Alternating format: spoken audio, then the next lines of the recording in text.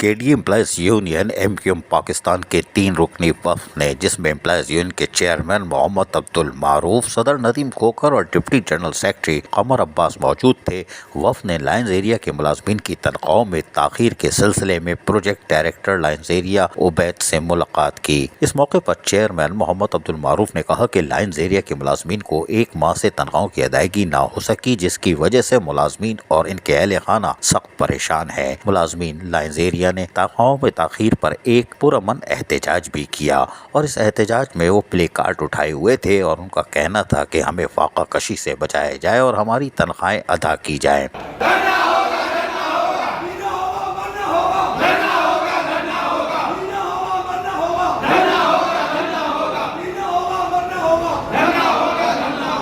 تاہم اس ملاقات کے دوران پروجیکٹ ڈائریکٹر لائنز ایریا نے امپلائیز یونین کے وفد کو بتایا کہ لائنز ایریا پروجیکٹ ملازمین کی 1 ماہ کی تنخواہ 90 لاکھ روپے بنتی ہے۔ اس سلسلے میں ممبر فائنانس شجاعت حسین سے بطور قرض تنخواہوں کی مد میں 90 لاکھ روپے مانگا ہے۔ لائنز ایریا پروجیکٹ کے پلاٹوں کی نیلامی میں وزیر بلدیات ناصر حسین شاہ کی منظوری نہ ہونے کی وجہ سے نیلامی تاخیر کا شکار ہے۔ اس نیلامی سے لائنز ایریا پروجیکٹ کو ایک اچھی آمدنی کی امید ہے۔ آخر میں لائنز ایریا ملازمین سے امپلائیز یونین کے صدر ندیم کھوکھر اور ڈپٹی جنرل سیکرٹری قمر عباس نے ملاقات کرتے ہوئے ملازمین کو اس بات کی یقین دہانی کرائی کہ تنخواہوں کی ادائیگی کے سلسلے میں جلد سے جلد امپلائیز یونین کا ایک وفد ڈائریکٹر جنرل کے ڈی اے محمد علی شاہ اور ممبر فائنانس شجاعت حسین سے بھی ملاقات کرے گا، تاکہ لائنز ایریا کے ملازمین کی تنخواہوں کی ہر وقت اور مکمل بروقت ادائیگی کو بھی ممکن بنایا جا سکے۔ Employees union K D A M Q M Pakistan کے عہدیداران ملازمین کے جائز حقوق اور مراد کے لیے ایک بار پھر حرکت میں دیکھے جا سکتے ہیں اور یہی ان کا کام ہے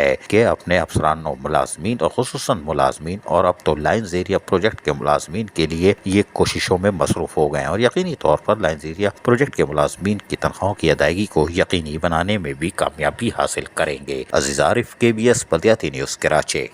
ایسی ہی خوبصورت ویڈیوز فیوچر میں حاصل کرنے کے لیے ریڈ بٹن پر کلک کر کے اور بیل آئیکن کو پریس کر کے ہم سب کے سبسکرائبر بننا مت بھولیے۔